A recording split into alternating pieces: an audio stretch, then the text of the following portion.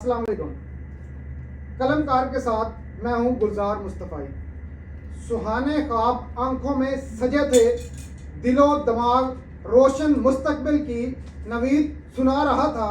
راستے کی مشکلیں بھی کچھ کٹھن نہ لگتی تھیں، لیکن کسے پتا تھا کہ یہ سفر موت کا سفر بن جائے گا۔ یونان میں ڈوبنے والی تارکین کی کشتی کیسے الٹ گئی؟ یونان میں حادثے کا شکار ہونے والی کشتی کے حوالے سے آج میں آپ کو چشم کشا حقائق بتانے جا رہا ہوں۔ میرا دل گرفتہ ہے، آنکھیں اشک بار ہیں۔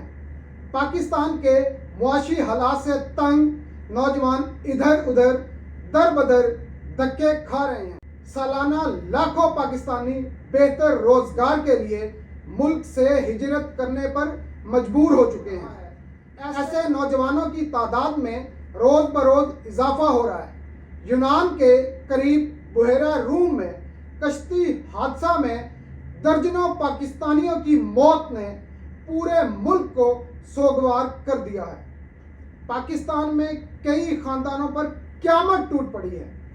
کشتی میں آزاد کشمیر، گوجرانوالا، گجرات، سیالکوٹ، فیصل آباد، اکاڑا اور دیگر شہروں کے سینکڑوں نوجوان سوار تھے۔ 25 سے 30 لاکھ روپے خرچ کر کے پاکستان کے سینکڑوں نوجوانوں نے موت خریدی ہے۔ موت کا یہ سفر پاکستان سے شروع ہوا اور یونان کے پانیوں میں سمندر برد ہو گیا۔ موت کے بیپاریوں نے مجبور والدین کو بچوں کے سہانے مستقبل کے سبز باغ دکھائے اور روشن مستقبل کا جھانسا دے کر زندگی ہی چھین لی۔ سمندر برد ہونے والے 200 سے زائد پاکستانیوں کا اصل سفر لیبیا کے شہر طرابلس سے شروع ہوا۔ ایجنٹوں نے پاکستانیوں، مصریوں اور شامیوں کو مچھلیوں کا شکار کرنے والی کشتی میں ٹھونس کر بھر دیا۔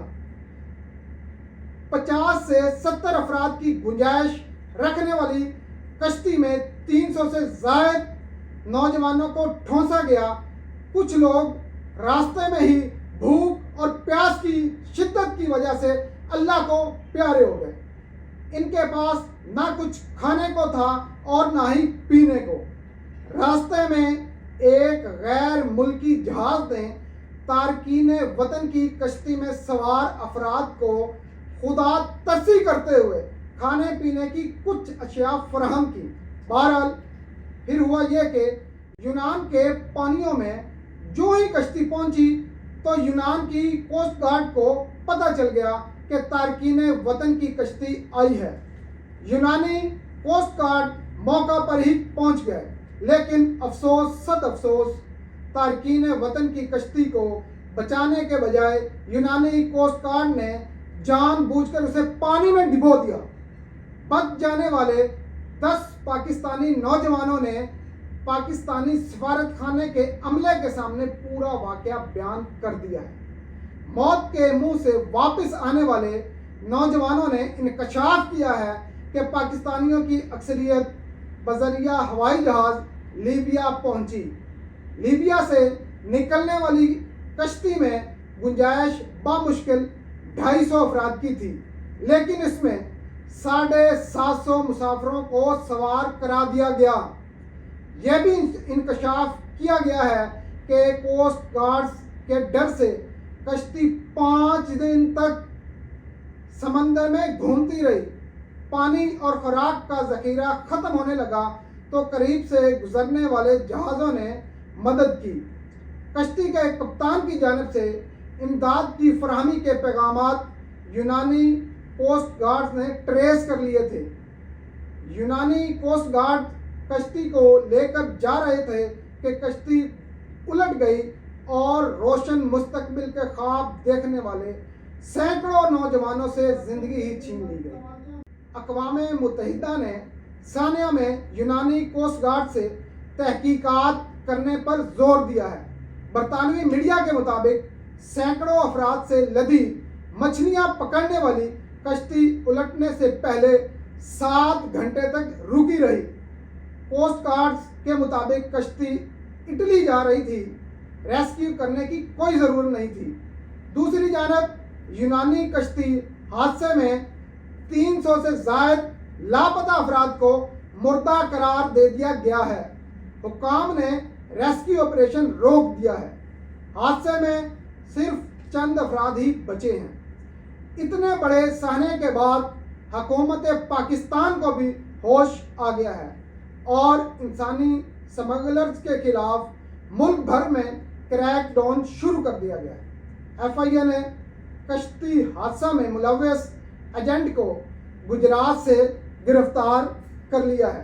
محمد شبیر کئی افراد کو یورپ بھجوانے کے لیے فی کس 23 لاکھ روپے لے چکا تھا۔ ایجنٹ کو متاثرہ فیملی کی نشاندہی پر گرفتار کیا گیا ہے۔ آزاد کشمیر پولیس نے بھی 10 انسانی سمگلرز کو گرفتار کر لیا ہے۔ مرکزی ملزم کراچی ایئرپورٹ سے پکڑا گیا ہے۔ ایف آئی اے لاہور نے حادثے میں ملوث انسانی ایجنٹ طلحہ شاہ زیب کو دبوچ لیا ہے۔ شیخو پورہ کے طلحہ شاہ زیب نے متاثرہ فیملی سے یونان بھجوانے کے لیے 35 لاکھ روپے لیے۔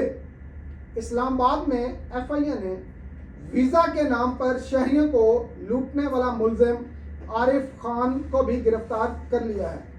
لیبیا میں کشتی حادثہ میں ملوث 14 پاکستانی انسانی سمگلرز کے نام بھی سامنے آئے ہیں۔ انسانی سمگلرز میں 5 کا تعلق گجرات سے ہے۔ تارکین وطن کی کشتیاں ڈوبنے کے واقعات پر یونان اور اسپین میں احتجاج شروع ہو گیا ہے۔ شہری سڑکوں پر نکل آئے ہیں۔ حکومتی پالیسیوں کی مذمت کی جا رہی ہے۔ تارکین اور پناہ گزینوں کو بچانے کے لیے اقدامات کا مطالبہ کیا گیا ہے۔ احتجاج کے دوران مظاہرین کی پولیس سے جھڑپیں بھی ہوئی ہیں۔ مظاہرین کا کہنا تھا ریاستیں اور بارڈر ہی دراصل موت کے منہ میں جانے والوں کے قاتل ہیں۔ یورپ میں تارکین وطن کی کشتی ڈوبنے پر ہر طرف احتجاج شروع ہو گیا ہے، لیکن پاکستان میں صرف ایک دن کا سوگ منایا گیا ہے۔ اصل بات تو یہ ہے کہ ہماری حکومت کو چاہیے انسانی سمگلروں کے خاتمے کے ساتھ ساتھ نوجوانوں کو اپنے ہی ملک میں بہتر روزگار کے مواقع فراہم کرے۔ واقعہ کی مکمل انکوائری کے لیے 4 رکنی تحقیقاتی کمیٹی تشکیل دی گئی ہے۔ واقعہ کی تحقیقات کے لیے نیشنل پولیس بیورو کے ڈائریکٹر جنرل احسان صادق کی سربراہی میں 4 رکنی اعلیٰ سطح کی کمیٹی تشکیل دی گئی ہے۔ کمیٹی یونان میں کشتی ڈوبنے کے تمام حقائق جمع کرے گی، انسانی سمگلنگ کے پہلو کی تحقیقات ہوگی اور ذمہ داروں کا تعین کیا جائے گا۔ کمیٹی 1 ہفتے میں وزیر اعظم کو رپورٹ پیش کرے گی۔ چاچو جی، ان کمیٹیوں کا کوئی فائدہ نہیں۔ آپ کی کمیٹیاں جانے والوں کو واپس نہیں لا سکتی۔ میں آپ سے اپیل کروں گا کہ آپ پاکستانی نوجوانوں کو بہتر روزگار فراہم کریں تاکہ آئندہ کوئی بھی پاکستانی سمندر برد نہ ہو۔ اللہ ہم سب پاکستانیوں کا حامی و ناصر ہو۔ فی امان اللہ۔